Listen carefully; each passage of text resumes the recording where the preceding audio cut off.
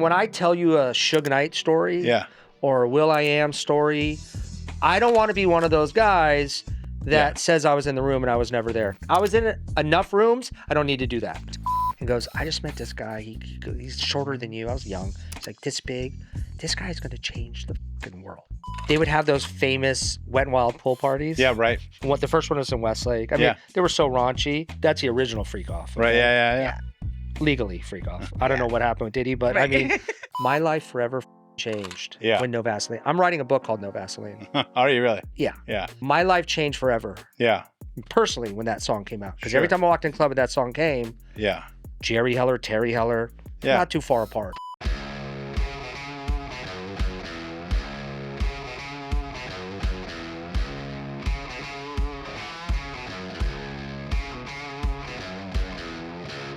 Welcome to 90who10. We have a great episode today. I'm Jessica Entner. And I'm Dan Eisenstein. Today we have a legendary family name, A&R at Ruthless Records, music video director, restaurateur, real estate developer, and now a roofing company owner, entrepreneur. Yes. Terry Heller. Terry Heller. Okay, Thank you. I almost called you Jerry Heller. Isn't And I that get funny? that. You know what? That's my curse. And that I was like, I looked at you and I'm like, please tell me I'm saying the right name. Terry Heller. I will go to a restaurant. They'll go, Jerry, your table's ready. And I was like, this motherfucker from the grave is still torturing me. Well, Jerry was his first uncle. off, let's talk about who is your uncle?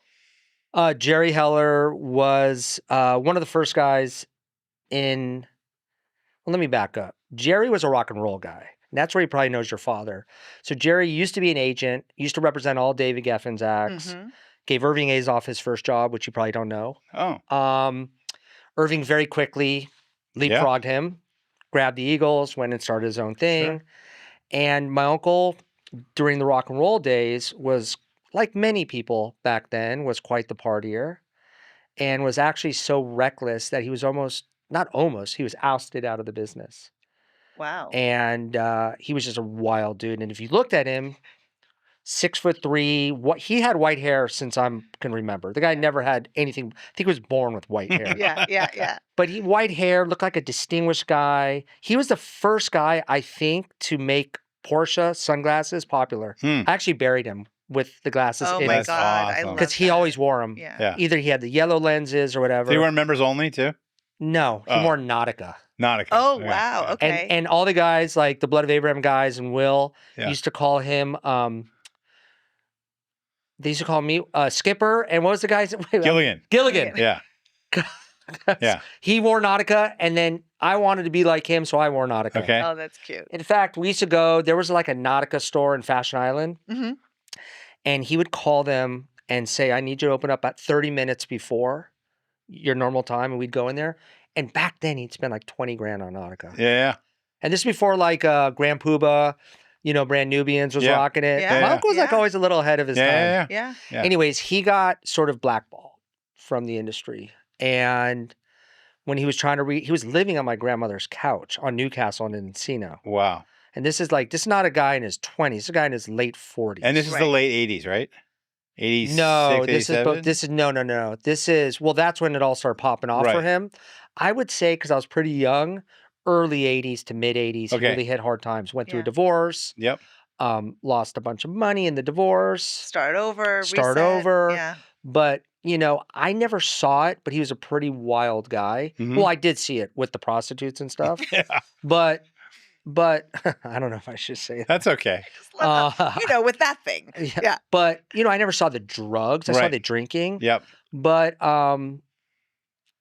he was reinventing himself and discovered that rappers thought he was cool. Yeah. And that here comes a guy from the rock and roll days that showed interest. Now, we're talking about 84, 85. Yeah. So before Ruthless Records, before NWA, before Eazy-E, LA Dream Team, Rodney O, Joe Cooley, Egyptian Lover, then World Class Wrecking Crew, which is Dre's original group. Right. Yep.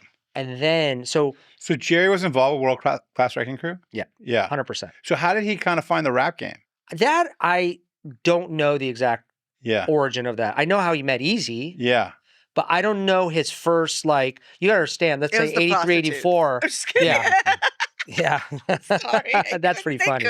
I I don't, that's a good question. Yeah. I never read his book. So, but he kind of, I never read his book. You know what? Yeah. Honestly, I think I did read his book, but Well, it was there was a so long couple ago. things in there that made me really upset. Oh, really? Yeah. Yeah. Because we But- weren't talking when he wrote the book. Okay, Oh. I did. I read his book, but it's so long ago now. So he's getting into the rap game a little bit, right? Okay, it's the mid '80s at this point, '86, '87. Yeah, it started Rap- popping off with like LA Dream Team, Egyptian Lover. And Rap- then, like Everlasting Bass came out. Yeah, World Class Wrecking Crew started going. yeah. And then, And so how does he meet Eazy? so there was a guy that was part of World Class Wrecking Crew, Lonzo. Yeah, And Eazy paid him, and I think this was in the movie, to introduce him to Jerry. okay. Eazy wanted to meet my uncle because my uncle started having a name within the community Sure. because of the other records. And what he was doing, he was like managing these guys, or- Managing them. Yeah. Yeah. So he and Eazy hit it off, right? They met at I believe McCullough Records. Like I Okay. should really know this. Yeah, that's all right. But and by the way, when I talk about these stories, because I hear these stories all the time now Yeah. about stuff that I was actually there for, there's a lot of revisionism. I don't know if that's the right word. Well, you know, it's funny. You and I have talked about this on the phone a little bit, and with everything, you know. Listen, we're all getting into our 50s now, Right. I am still not, but I'm close. Yeah, and you know, and I don't think there's any like spite or malice, but I don't. people just remember it the way they remember it. I think with like my crew of guys, Yeah. I agree with you. I think there's some bullshittery going on. Yeah. But like with some of the guys like we talked about, their memories kind of, you know, and like, and Yeah. again, when I tell you a Suge Knight story Yeah. or a Will I Am story, what I've learned through the years and when my uncle died is I won't talk about something Huh? as if I was there Yeah.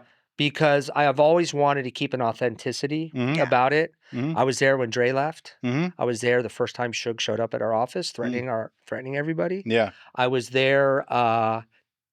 I was the guy that. Well, we want to hear about that. Yeah, stuff. we can get into We all- will. Yeah. You know, So- the Will I Am story. So, Yeah. so I will never tell it. Like I will, or I'll disclose I heard. Yeah. Right. But I don't want to be one of those guys that says I was in the room and I was never there because I was in enough rooms. I don't need to do that. Totally. But for understand what I'm whatever saying? reason, listen, Eazy was a guy who had made some money on the streets. He had a little bit of money, is what the legend or story goes. That's right? that's true. And he was looking to invest it into his own rap game kind of thing.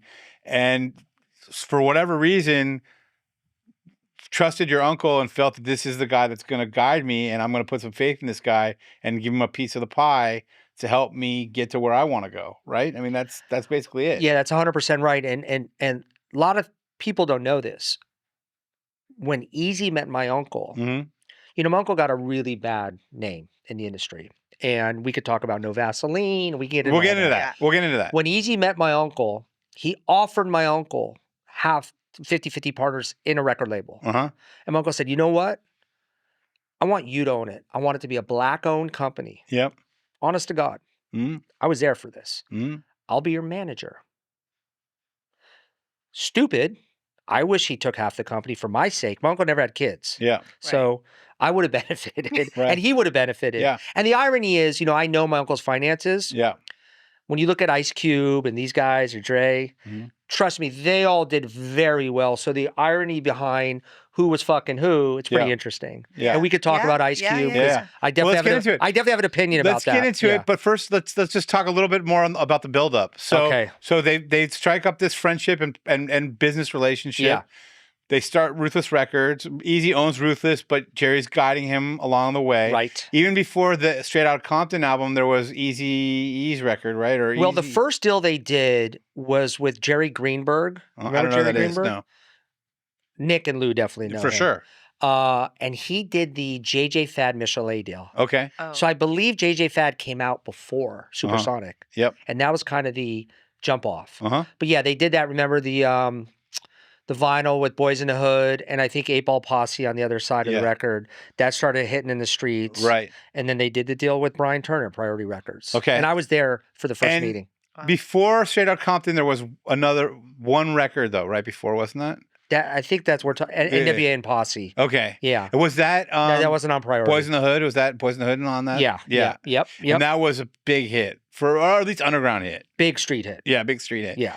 And then they get the money to do Straight Outta Compton. So one thing I want to mention to you guys too. So my uncle, it was bizarre, but you know in the movie There'll Be Blood, where what's the lead guy's name? And I don't forget that, but Daniel Day-Lewis? yeah, but I don't forget his name in the movie. Yeah. He'd bring his little son around and say, "This is my partner." Right, yeah. I literally once I was out of diapers, I was attached to my uncle. I lived with him. Yeah. No issues. I have wonderful parents, the best parents. Yeah.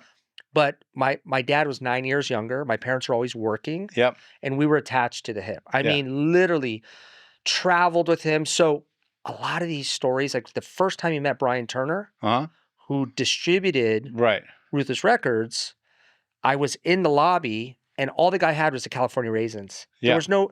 I mean, there's the famous scene in Straight Outta Compton where Ice Cube comes and I don't know about that again. But I'm saying if anybody wonders who Brian Turner is, that's him in the movie. And I don't know. I don't know if Ice Cube beat up anybody. Yeah. Because I don't know. I don't think that guy's capable of beating up anybody. Yeah. I think his image and the reality are very far different. apart. Yeah, for sure. So I don't know anything about. I heard about it back then, but I don't know if it happened. But what I'm basically driving at is that when now NWA, they're being Straight Outta Compton, they're in the studio. You're now around, and you're saying you're with your uncle. Are you around at that point? Dude, I'm in the studio. Yeah. You have to understand, Dre, the DOC, and Eazy all moved to Westlake Village, and Oak Park, So I could ride my bike. Yeah. And in fact, in one of the albums, the DOC, after he lost his voice in the car accident, says you could find me at 477 Savona Way, which was actually his real address that he says in the NWA record. Yeah. So I would drive my bike to the DOC's house. That's the first time I saw Suge Knight. That's a great story. And Dre's house. And Dre would call me and come out of the studio and go, I want you to come over and listen to this. And I used to think like... How old were you? Yeah, that was I was riding my bike, 14, 13, 14. Right. So Dre, I met in, I want to say 85, 86. Well, he's at my bar mitzvah. So 85. Yeah. But he used to play stuff for me. You're born in 72? Yeah. Yeah, so you're a year older than me. All the fucking time. I lie about my age a little bit sometimes. Yeah. Not on dating apps, but I just say 50. I just say 50 It's now. fine. It's close enough. I just feel like I'm 50. Yeah. But for this I feel like I look good. Yeah. Like I'm 50. Yeah. So, Dre would call me. I would ride my bike over there. We'd jump in his Nissan truck. What were the Nissans back then? Not a 4Runner, but Oh, Pathfinder. Pathfinder. I had one. And he would play because he had a good system in there. Yeah. And I literally look at him and be like, this is horrible, Dre. You like this? Like, I didn't. Where did they have the money to even have the house there and the... Dude, they're going now. They're going. They're going. Yeah. So let's say this is 86. Okay. This is 86, 87. Right. 87-ish. Yeah, okay. I don't know the exact time. Yeah. I fucking have 2 pictures with Eazy. Yeah. On my Instagram, you could find one and one with me and Dre. Yeah. And that picture of Dre and myself and my buddy was my graduation, and Dre came over to give me a graduation gift. Wow. Oh, that's awesome. That's the connection we have. No, I know. Listen, it was all happy until it wasn't. Yeah. Yeah. You got to understand, though, even when Cube and I never had a relationship with Cube. Yeah. Nobody did. Yeah. When Dre left, he still hired me as a video director to do stuff for him. Oh, Wow. that's awesome. He never hated my uncle. No, I just don't made a think he business did. move. Yeah. Cube hated my uncle. Yeah. Dre and him actually still lived in the same neighborhood in Mountain View. Listen, Cube was, from minute one, Cube was a pain in the ass. Yeah. I was there. Yeah. You know, what happened was, my opinion, Cube was the youngest guy. Cube talked the most shit. Cube was very talented, but Cube was kind of a nerd. Cube was not really a street dude. Right. He was according to them. Yeah. And these were young. Do you feel that he was writing the raps though and contributing a lot on? Well, yeah, he for sure was. Yeah. But so was the DOC. Yeah. And so was Dre, and so was other guys. Yeah. But he 100. Listen, I will be the first one to tell you he's a talented motherfucker. Yeah. This is not about talent. Yeah. I think the narrative that was painted suited him because you're going to leave the biggest rap group in the world to go do your own thing. Right. Why? Mhm. right. Yeah. Jerry, that's not why. Yeah. He had attorneys. He had his own manager. But your uncle's reputation in the world took a big hit from the way Q painted Listen, him. my Yes. life changed Mhm. what year did No Vaseline come out? I forget. But I my don't know, 91, 92. My 90 life, or 91. ballistics, right? Yeah. My life forever fucking changed Yeah. when No Vaseline. I'm writing a book called No Vaseline. Are you really? Yeah. Yeah. My life changed forever Yeah. personally when that song came out. Because Sure. every time I walked in club and that song came, Yeah. Jerry Heller, Terry Heller, Yeah. not too far apart. Yeah. And most of the, I was in the whole scene. I was a music video director. I'd done a million rap videos for Jay-Z and had a production company. So the first time I met Baby, Mhm. who was Cash Money Records, who owned it, Yeah. the first thing he says to me is, I know your father. They all thought I was my father. Right. And I go, okay. And he goes, I'm friends with Suge too. And I go, okay. Yeah. Now what? Yeah. But I never took shit from anybody. So Yeah. he kind of was trying to press me. I was in New Orleans Yeah. doing a video for Wayne. Yeah. He calls me into his motorhome. They had these, I don't know where, these guys had some serious money back then before they blew up. Yeah. Right. They had 5 of these motorhomes and chinchilla furs. Yeah. And this very famous guy named Jeff Panzer, who is what they call music video commissioner at Universal. We were very tight. I just spoke to him the other day, very close, trusted me, knew I could manage these guys because I didn't fuck around. I didn't take shit from anybody. Goes, Baby wants to go talk to you. I go, okay, I thought you want to talk about the scene or whatever. And I walk in and he's like, yo, man, what you want something? I go, what do you mean? He goes, you want something to drink or smoke? I'm like, I don't smoke or drink. But what do you want? Like I had my little notes and ready to talk about the shot list. And then he's tried to he was by himself. He tried to press me a little bit. He's like, yeah, I'm friends with Suge. I go, I got his number too. I go, call him. Yeah. Like I was just fucking around. Yeah. And then after he saw that, I was not afraid. Yeah. I didn't give a shit, dude. Yeah. I didn't give a shit. I really didn't. I think there's something wrong with me. Yeah. But even all that Suge Knight thing, I never felt scared. Yeah. My uncle was a different story. I just never felt. Well, I don't think they were looking at you. Right. To be honest with you. I don't know. It's pretty. There were some pretty scary moments. Yeah. But I just didn't care. Yeah. I was like, what's going to happen? Like I would see Suge at clubs, and Yeah. But there was a lot of threats thrown. Sure. Yeah. But Well, I'm just going to ask because I don't know if everyone knows, what exactly happened. I know there was a big severance. I've seen the film. Yeah. Well, let me tell you about the film. Yeah. Because I was asked about it. I think the film was a powerful movie. It was amazing. It actually took me a couple months to go see it. Yeah.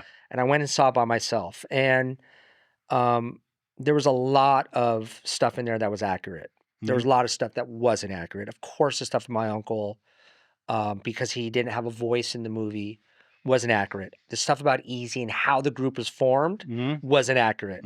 How they came up with the name. The guy that actually named the group, remember the rap group, Yomo and Malky? That sounds familiar to me. Yeah. Yomo was a rapper.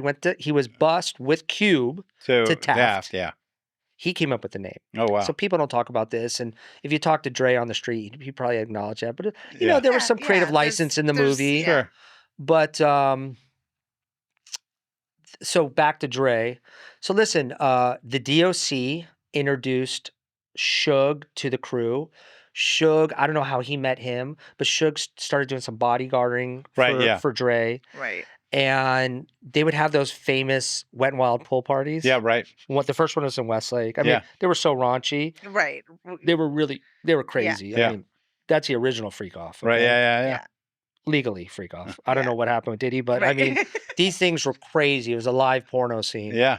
And that's the first time I saw Suge. Yeah. I'll never forget. He had a Porsche, and you see this huge dude getting out of this little Porsche. Yeah. And that image is kind of seared in my brain. Yeah. It's the first time I saw him. Yeah. The second time I saw Suge Knight I was at the DOC's house, and there's a guy there that actually, I don't know if it's true, I don't know the legality behind it, but claimed he wrote Ice Ice Baby. And you heard those famous stories where they hung him up. So the actual guy, fuck, I forget his name. I think his nickname was Smooth or something, but was there, the DOC and me. Yeah. And we're in his front of his driveway just talking, and Suge pulls up in his Porsche, gets out of the car. And now I recognize him, but I didn't know anything about him. Walked up to this guy, and I just remember him saying, body or head? And the guy goes, what? And he punched him in the eye. Guy fell down, got in, and drove off. Wow. Knocked him out right in front of me. I got on my bike, I rode away. Oh my God. Yeah. All of this sounds so traumatic, and you're under didn't give a shit. 17. I know, but that's Yeah. still a lot to say Yeah. and be around. No. I was just like, whatever. Oh my God. You gotta understand, like I was hanging out with Eazy, and these Yeah. guys are like real street dudes. yeah. you know? So that was pretty interesting. Yeah. And then fairly shortly after that, he showed up at Ruthless Records looking for my uncle. Yeah. And that's when it all started going When it bad. changed. Yeah. And that's when he was trying to get Dre out of his contract, right? Yeah. I don't know if you want to hear that story. Yeah, So- I'm curious as to what so obviously Suge appears on the scene, right? Yes. And he's a presence. We all know Yes. he's a presence. Yeah. He wasn't a music guy yet, right? Right. He's just a bodyguard. And Bodyguard. then he kind of started talking in the ear, bird in the ear. Hey, you should start be doing this. You're getting I screwed can over. do it. I know all Correct, these people, correct. and that's where it I happened. assume that's what he was saying. I'm assuming Yeah, too, but that's probably where. And the severance happened when I guess did Dre direct him to come to the office? I don't know. Okay. No, I don't think so. Probably. I don't You like This me is making all- up some This shit? is speculation. Yeah. I will tell you this. Yeah. This is something that I haven't talked about a lot. Dre was unhappy, and I forget if Suge was in the picture yet. Yeah. You gotta understand, these are young guys. Yeah. With huge egos. Mhm. It happens in rock and roll. We've seen it with Guns. We've seen it with a million bands. Yep. This is not uncommon. So we could blame the manager, the Jewish manager. This is something we see. These are dudes that had big egos that all wanted to be number And one. they get a guy in their ear telling them, Even you before the guy in there, but yes. you don't need this. You don't need that. We can do this on our own. Yeah. Kind of a thing. But then, it's funny. I've seen a similar situation. I know guys. I've known some guys who've gotten caught up with the wrong guys. Right. Right. And then once Dre got with Jimmy Iovine and lawyered up, it's amazing how quickly the guys who are trying to be gangsters find out how the guys with the pens are the real gangsters. Yeah, but look Right. at Monday morning quarterbacking. How did he do with Aftermath? So Yeah. according to him, Yeah. he walked away with 0. So Aftermath didn't work with him either. That was the company that he formed with Suge. Right. Okay.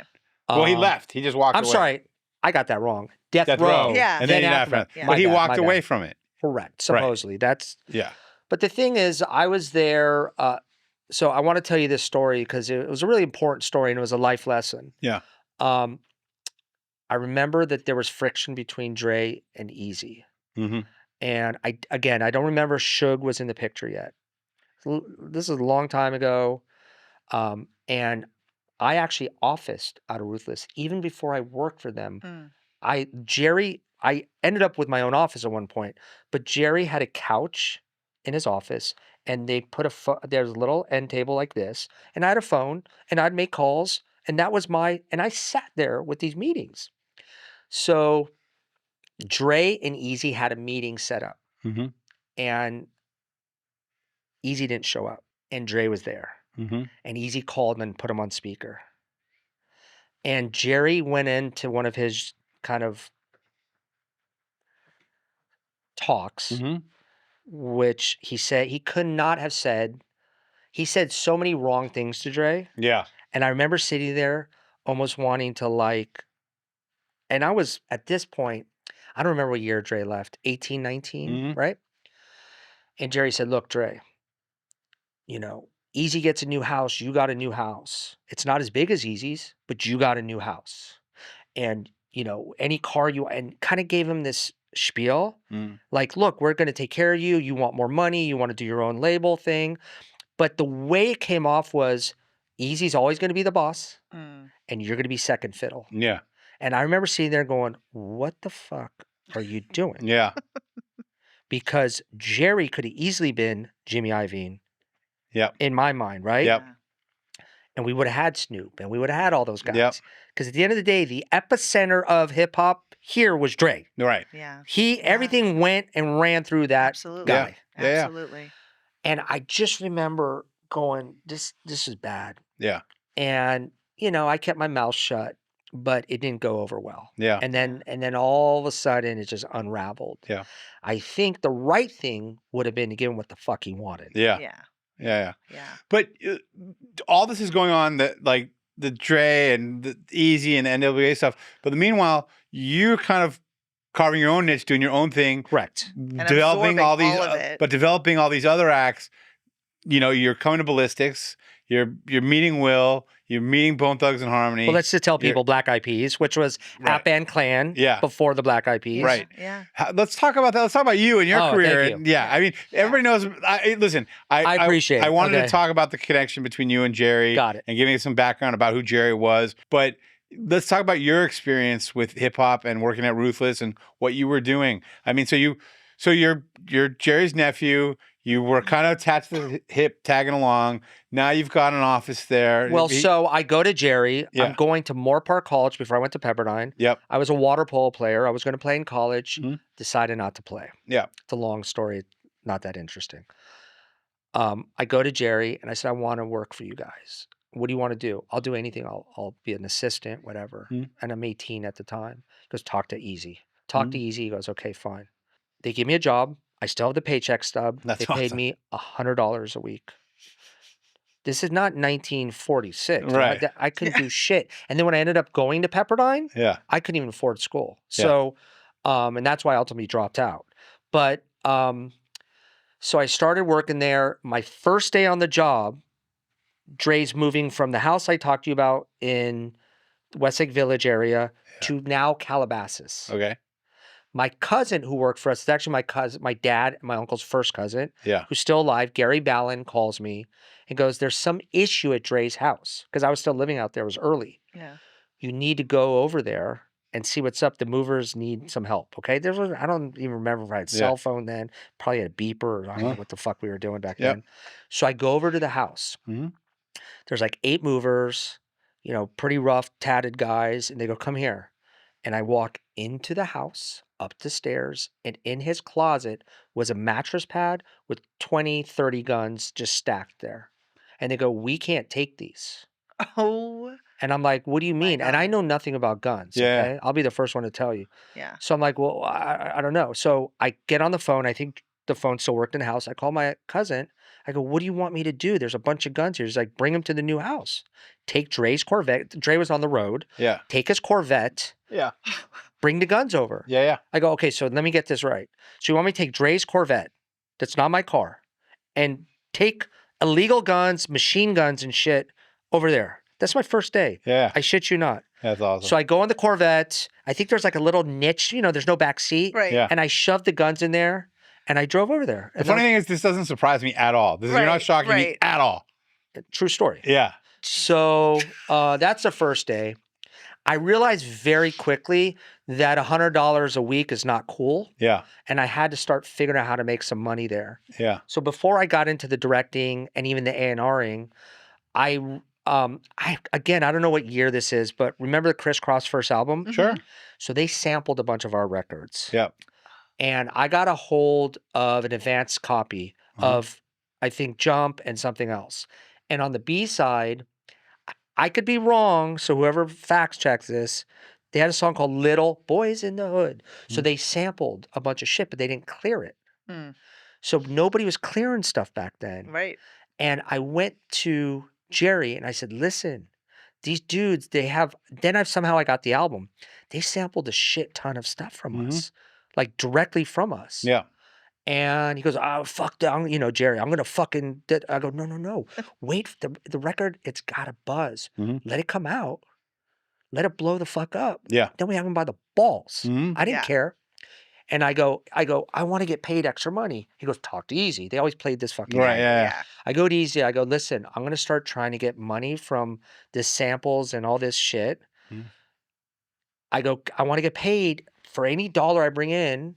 Because I learned real quick in my life, Yeah. if you can make people money, you're of value. Yeah. Right. That is the golden rule in business. Period. Correct.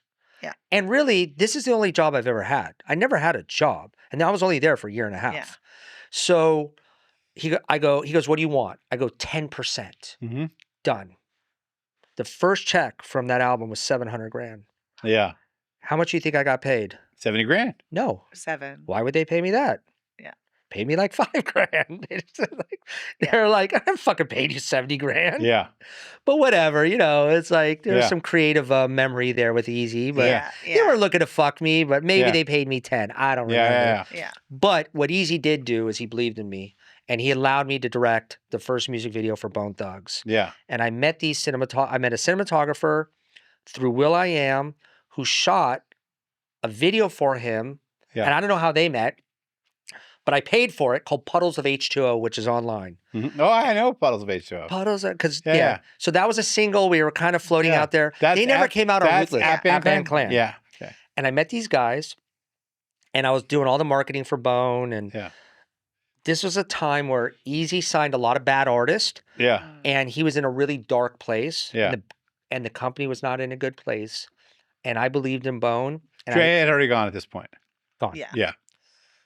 So I said, Eric, there was a thing called The Box. Remember The Box? Oh yeah. The video jukebox, Yeah, The yeah, yeah. Box. Oh, It was I like, don't remember They that. were at bars and stuff, right? No, That no. thi- Oh. it was a channel Okay. where you supposedly could call and like order videos. Oh, that's cool. But it was a scam, I think. Oh, really? So I wanted to shoot a promo to advertise on it. Yeah. So I said, Eazy, I'm going to go to, he had a house in Norwalk. I don't know why I thought of this. I needed a location.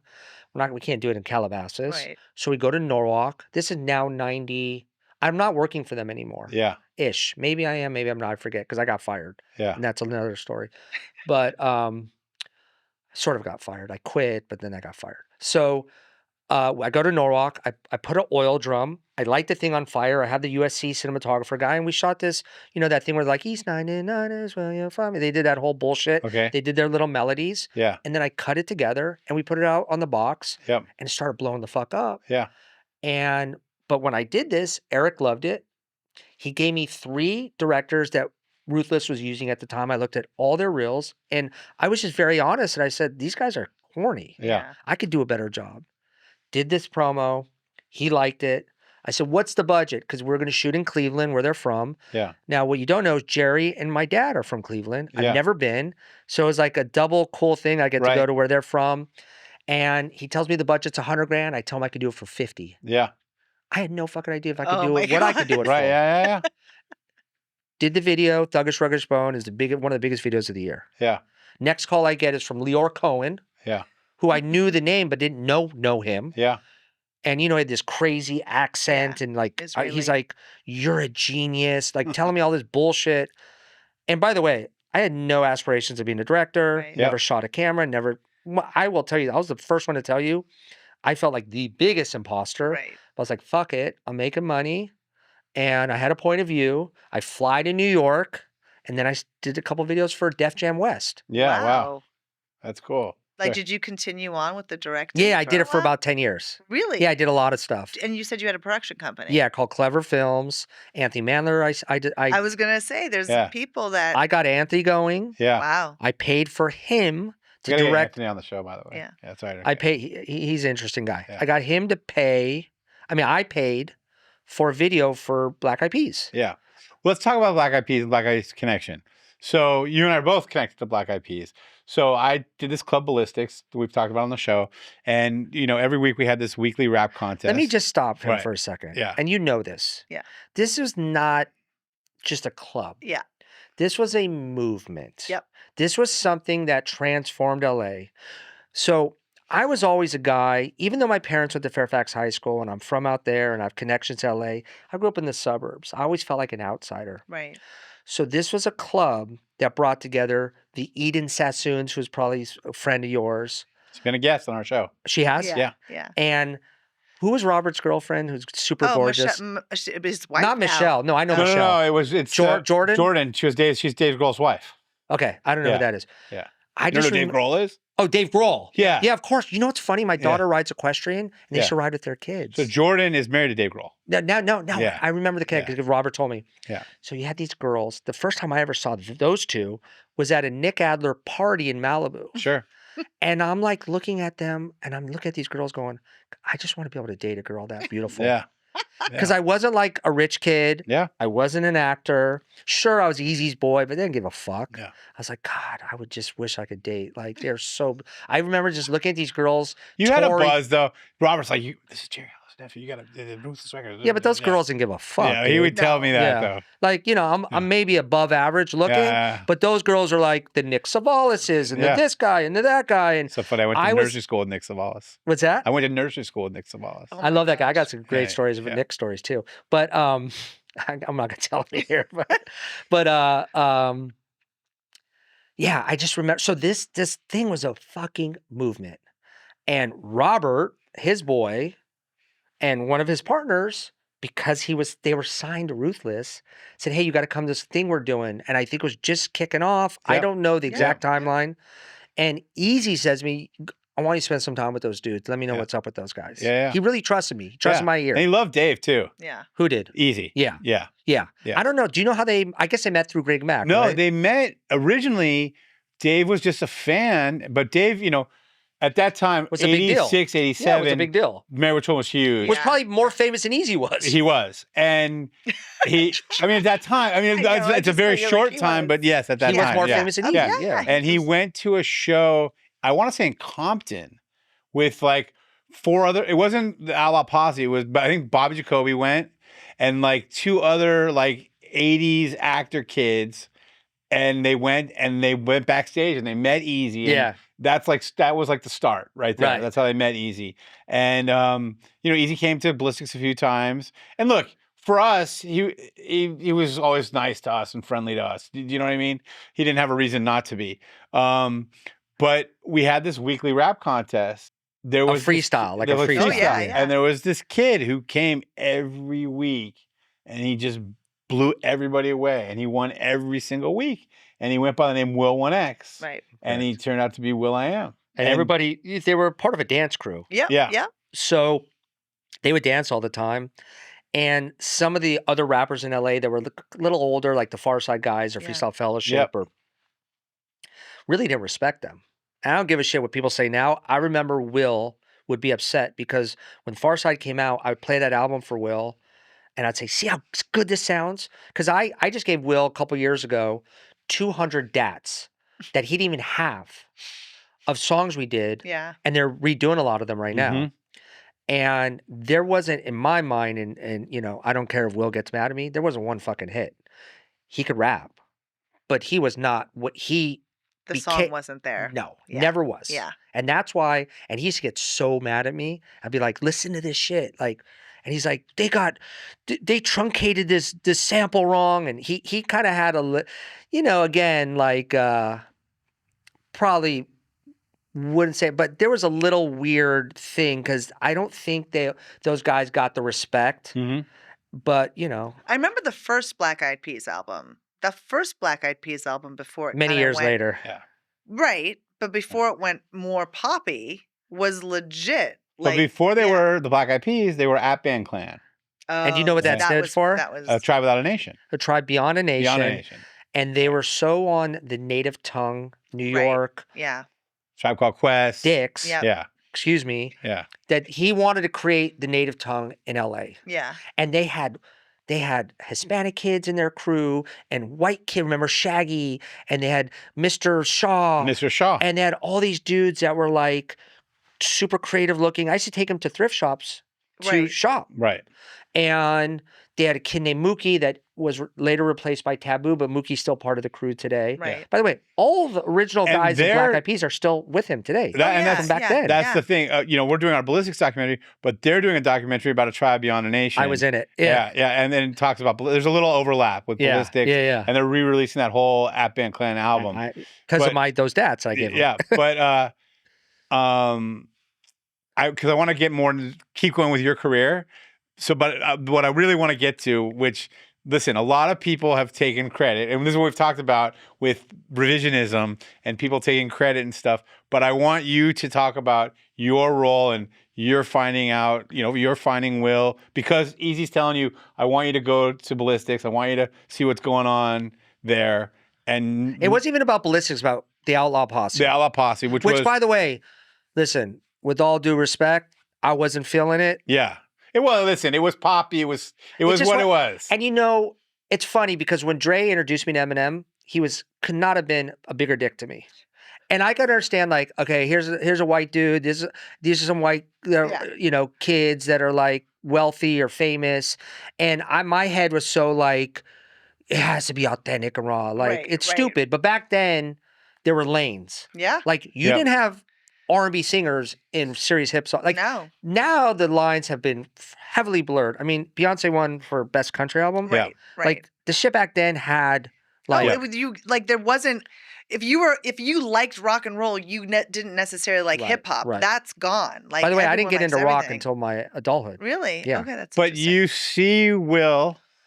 So I'm going to tell you the story. It's very simple. I don't give a shit what anybody says. 836? 836 Highland. 836 North Highland. Yep. I'm there. Yep. And I see Will for the first time freestyling. Yep. I can't tell you if it was his 50th time there or his first time. Yep. And I'm A&R now. I go from assistant to A&R. So now I'm making $500 a week. Right. And pretty quickly, I'm a very impatient guy. And I see him rapping and I'm like, this fucking guy is crazy good. Mhm. And it was like, wasn't it like battles? Yeah, rap battles. Yeah. Exactly. I don't remember the battle. Couldn't even tell you who he battled. Yeah, yeah. I don't think anyone else could either because he kept winning. Well, I mean, there were some famous ones. I mean, he actually battled Mr. Shaw. He battled Sir Jinx. Ahmad. I don't know. Back in the day, I feel like Ahmad was there. Exhibit was there. I don't remember. Don't remember. But the bottom line is Will won every week except for the 1 week they took pity on this kid, Lil E. And they I don't remember. But anyway, go ahead. So he rapped. And I was like, this guy's fucking crazy talented. And it was just a freestyle. Right. And he was one of the best freestyle guys I've ever seen. I Yeah. mean, in my mind, Eminem is like at the top of the Pinnacle, yeah. top of the mountain, but Will was not too far behind. Yeah. And he just was cool. And I walk up to him and I go, hey, now Ruthless is Ruthless, like, Yeah. right? So I could get to anybody. Yeah. I was like, hey, I work at Ruthless Records. Here's my A&R card. Here's my card. It says A&R on there. But I'd love to talk to you. And he goes, let's go talk right now. So we walk outside. My uncle just bought me for high school graduation and I heard Brandon talking about the 5.0, a red 5.0. Yeah. I remember it. Drop top, white top. Yep. Loud. And I'm not a loud guy, but car. Yeah. And we sit in my car. It was across the street. I remember it was facing south. And we just sat in there and we talked for like 3 hours. Oh, wow. And I didn't know. I knew he had a crew of guys. I didn't know App was part and Mookie because Right. I don't remember them ever freestyling. Do you? No, but him and App were really close, and it's not even from my memories. It's from I've spent a lot of time with those guys now with the ballistic stuff. So it was really him and App. I mean, App and Seth Benzer, who was Shifty Crazy Shell Town, Shock. So they knew each other from Pally. They both went to Pally together. Well, Will was Bust the Pally from Boyle Right, Heights. exactly. Yeah. So he was friends with Seth. They'd heard about ballistics from they were doing some freestyle rap contests in like Inland Empire, and that's how they heard about ballistics. Seth took him to ballistics, but he and Apple they lived near each other. They were very good friends. Apple's Filipino. Yeah, they spent a lot of time And when together. he came here, he didn't even speak English. Yeah, he didn't speak English. Oh, Yeah, wow. yeah. That was, But they came together and they're waiting in line. So I obviously had nothing to do with that. Yeah, yeah. That I had nothing to do But with. it's pretty cool to hear them tell a story. I mean, they came every week. They're waiting in the end of this long line.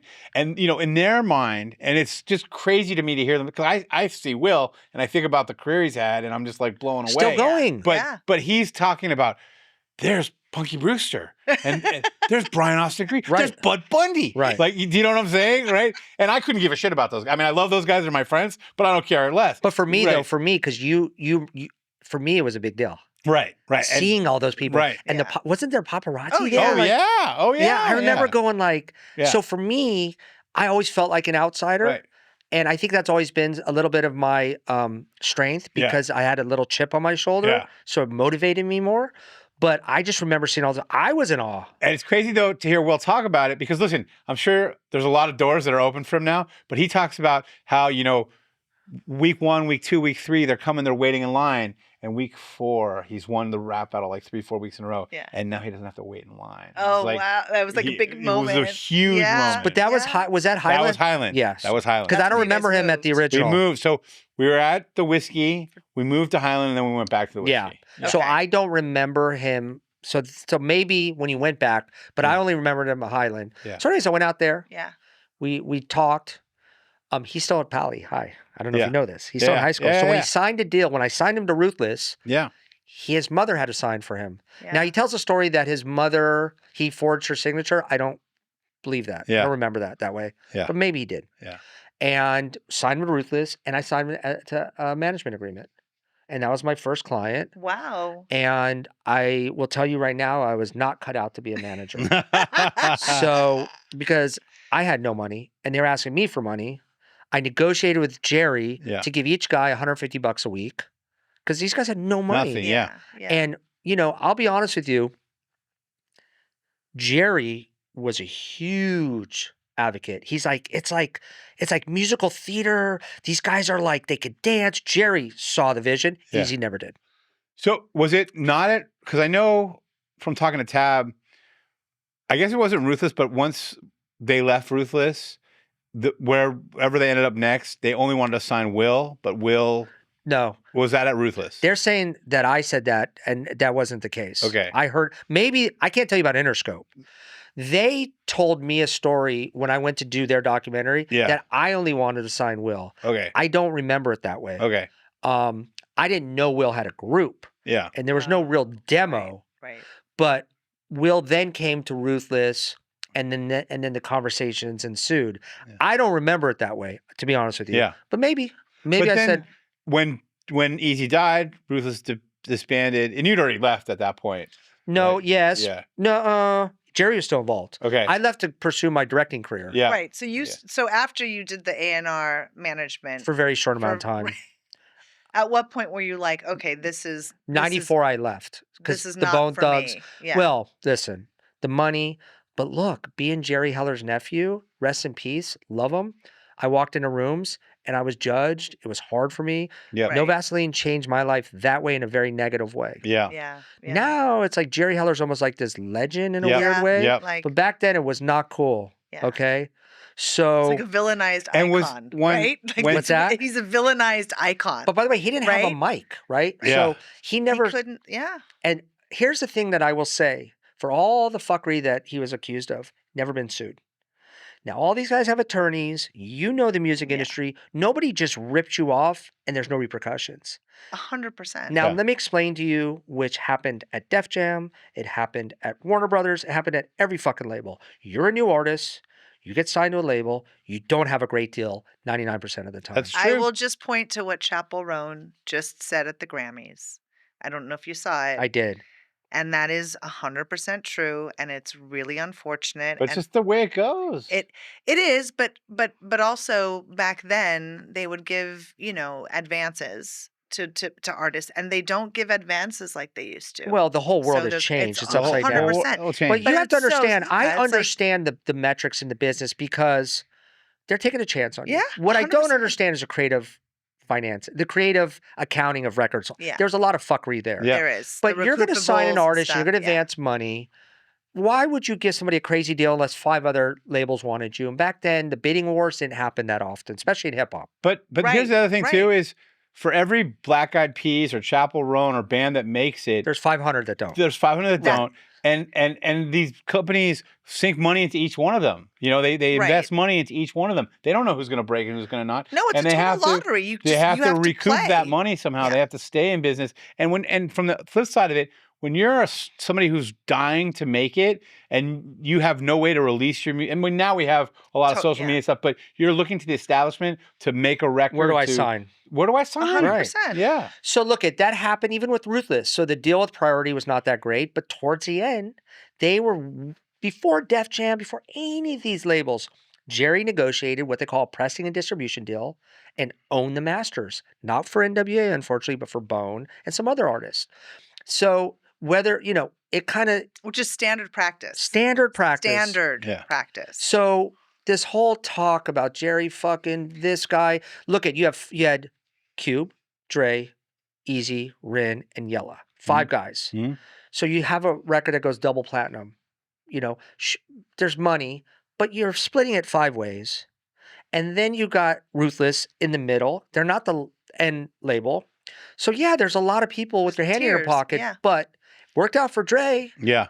worked out for Cube. And by the way, if Eazy was alive today, I've always said this, he would be wealthier, I believe, than Jay or any of these rappers because Eazy was always so ahead of his time. Yep. He would have gotten into tech because everybody loved Eazy. Yeah. He would have been one of the first Facebook investors, or Yeah. they would have gifted him shares. Yeah. Yeah. Eazy was always doing shit way before. Yep. I will tell you, when I He was a started, business guy more than anything. visionary. Yeah. I would sit in Visionary. meetings with him. That's good. He'd have his lokes on. Mhm. I don't care if it was Tommy Mottola. I didn't care who it was. He didn't talk. He just listened. No ego.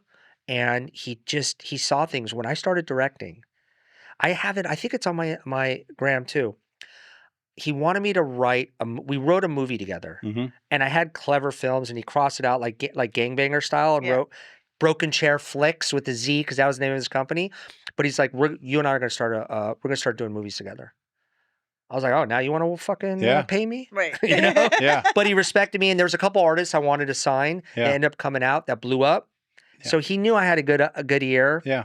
And then the Bone thing obviously was good. I mean, he was for- obviously a businessman. Yeah. but Yeah. he was a visionary, Yeah. and as much as they want, Jerry was great for him, but Eazy was in the driver's seat. Yeah. Right. Doesn't matter what anybody says. Yeah. And Jerry's mistake was he was so loyal to Eazy that he let everybody know you will not fucking get.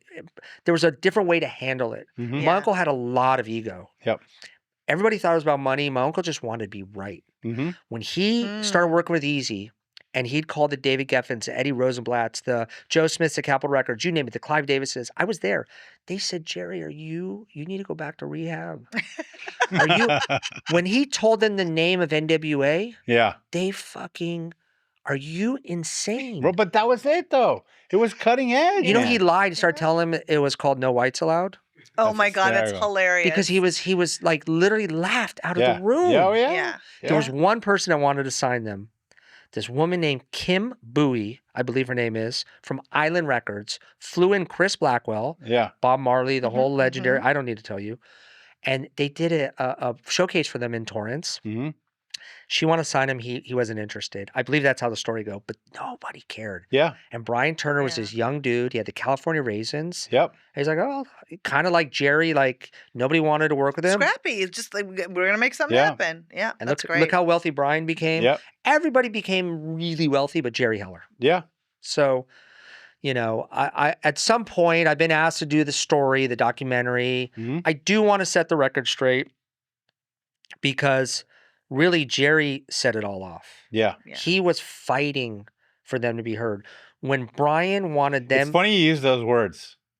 what did I say? Jerry set it all off. That's the opening of No Vaseline. Interesting. Yeah. Oh, that's so funny. Yeah. I'm like thinking, Jerry was the guy that said, I'll tell you, let me back up.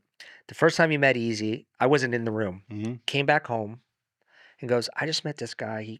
He's shorter than you. I was young. He's like this big.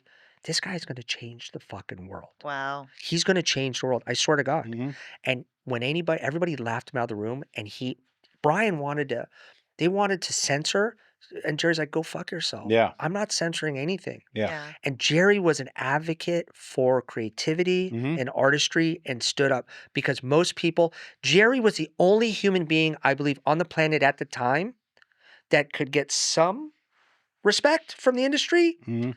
but it was as crazy as they were. Right.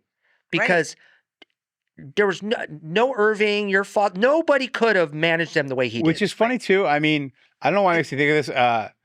You know, I was driving with my girlfriend because when you listen to NWA now, it's still edgy, but not what we thought it was then. Like, oh my God, you know, I was driving my girlfriend and Totally. you know, I have my iPod on just like shuffle all my music kind of thing, right?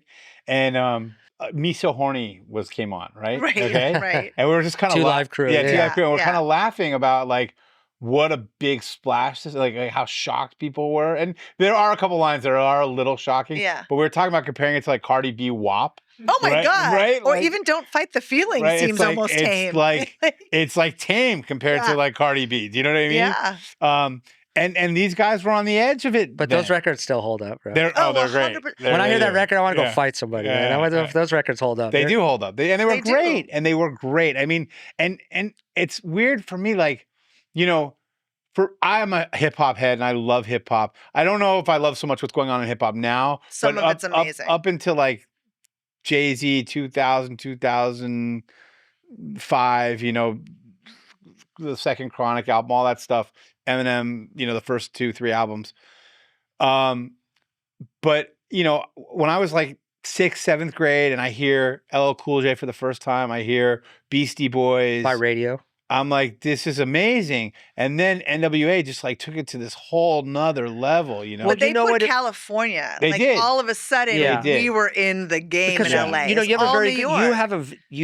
you just made the great point because it was all New York. Yeah. And when they came Or out, Oakland.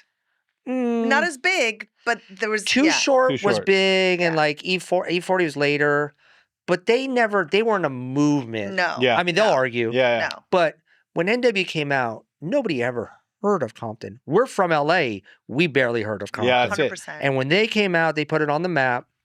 And listen, I'm going to tell you something. I would sit in sessions with Dre. Out of the whole group, there is no harder working man than him. Yeah. Yeah. Will I Am is close second. Yeah. Yeah. This guy would live in the studio, and he would make 100 songs and cut it down or beats to 12. Yeah. Yeah. Like, you know what I mean? And- He had a vision and he had the ethic. Yeah, I'll never forget. He comes to me. He goes, "I want to do a." Now it's going to sound like whatever, but back Yeah. then he goes, "I want to do a all black rock group." Yeah. Because I was doing A&R. Yeah. And he's like, "We got to figure that shit out, Terry." But yeah, man, he was. I just remember they were playing Appetite for Destruction, I think. Yeah. And there was this kind of haunting sound in the background. Yep. And I was like, "What is that?" He's like, "Oh, I got it from a hypnotic record, like a hypnosis record." Yeah, He like a sampled. meditational. But he was just on some Yeah, other shit. yeah.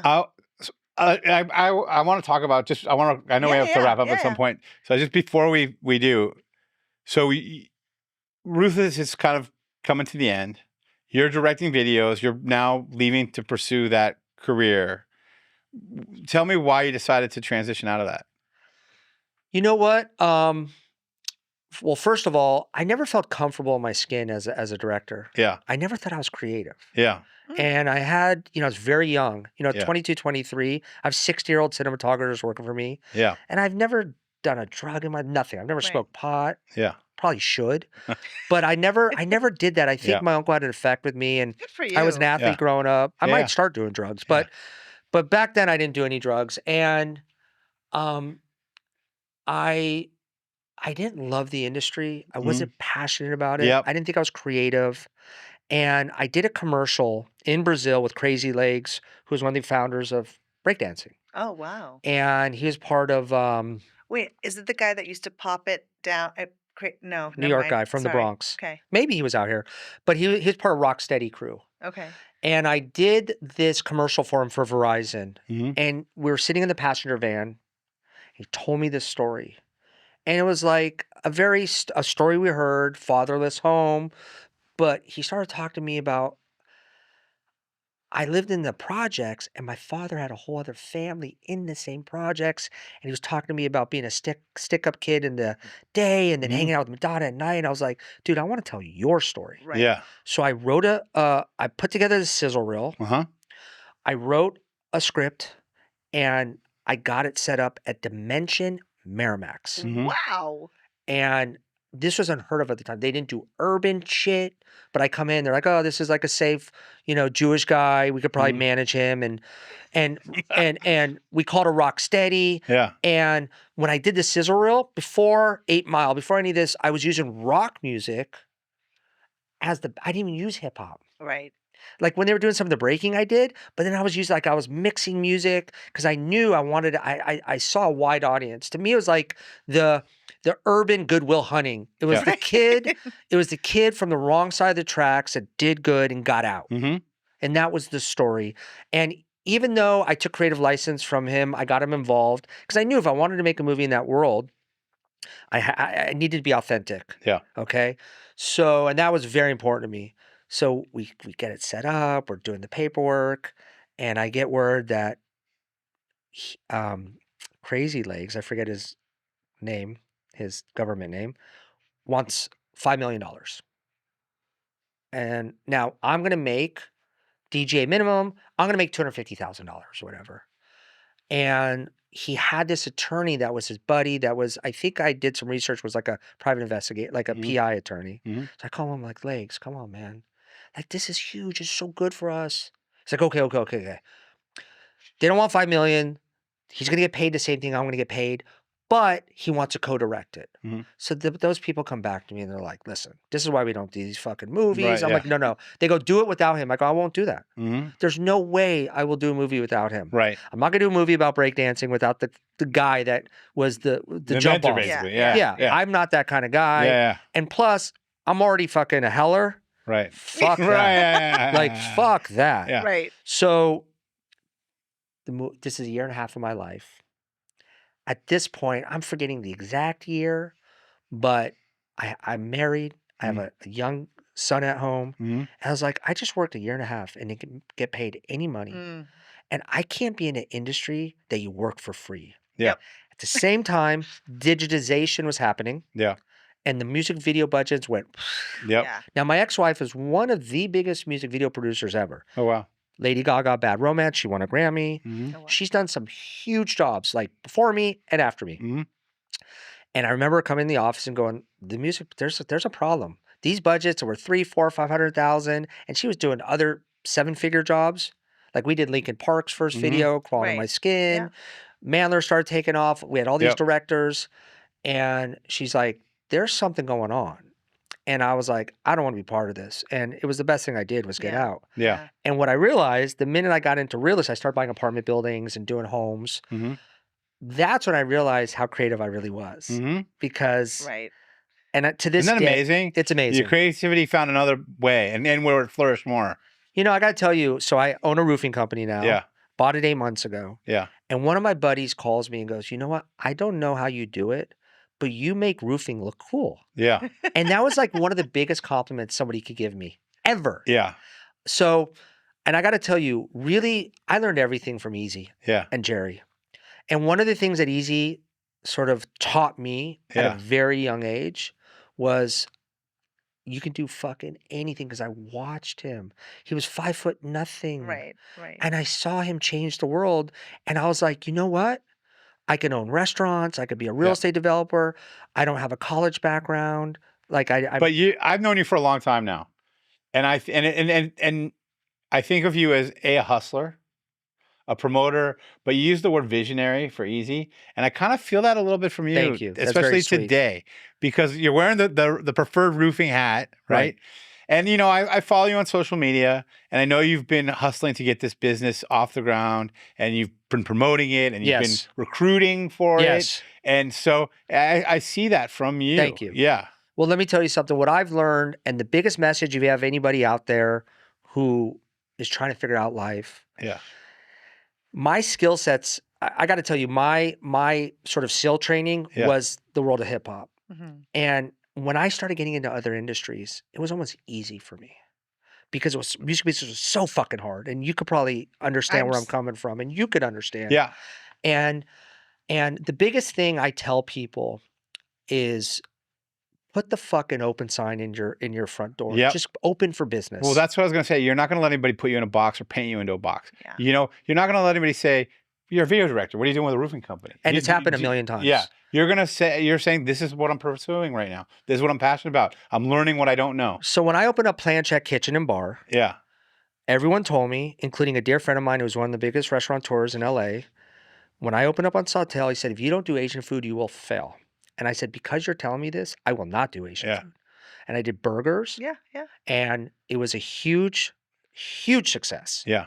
Um, But once you change hats, for lack of a better Yeah. term, a couple times, and you show that I'm more than just this or more than just that, and I'm a guy who's going to hustle, who's going to learn, who's going to adjust, and I'm going to have success, people are then going to say, this is a guy who can be successful at anything. Right. Correct. Yeah. Right. Yeah. And that's the thing that I've always tried to teach my kids is fuck a job. If Yeah. you can create your own job, and we've all heard this, Yeah. Right. then you will always have food on the table. Yeah. And I've never asked anybody for anything. Sure, I've raised money here and there. Yeah. But I will tell you, the roofing thing, crazy enough as it sounds, with Yeah. all the real estate deals I've done, You're going to have a lot of work. not only am I going to have a lot of work, but it will be the greatest and most successful venture of my life. That's great. Not even a close second to any. I mean, Yeah. it's already going to be. I'm acquiring 2 more companies, Yeah. and we will be There's no. So the way I look at it, and it comes from this kind of like, you got to remember when the hip hop days, the term street marketing didn't really Right. exist. Right. Steve Rifkin was really the jump off for that. But I remember having to think of creative ideas for Bone or whatever because we didn't have budgets. And if Right. you're like straight out of I mean, fuck the police. How are you going to get radio play? How are you going to get video play? Yeah. So I learned early on that word of mouth is so powerful. Mm-hmm. So I started thinking like, who's America's roofer? Doesn't exist. Yeah. Well, now it's going to exist. I love that. So I will be in most states, Mhm. and all I care about, I treat this company, I tell everybody, we're in the hospitality business. Yeah. Every single sales guy, not the production, not the roofers, every sales guy I hire, I prefer them to have 0 roofing experience, 0 sales experience, because we're going to mold them into what we want them to be. Yeah. And it's just unbelievable what's happening. I went through some dark times. I went through a divorce. Single father for many years. A couple of my kids lived with me full time. It's been a rough road. Yeah. But this thing has got me. I feel like I'm 18 again. That's great. And I can't be more excited. I mean, listen, it's horrible what's going on with what happened with these fires. And everyone's like, "Oh, you must be doing so well." I'm like, first of all, these are years away. That is. Yeah. So I have a house project that I just completed in Beverly Hills. The expediter is very tied into the planning department.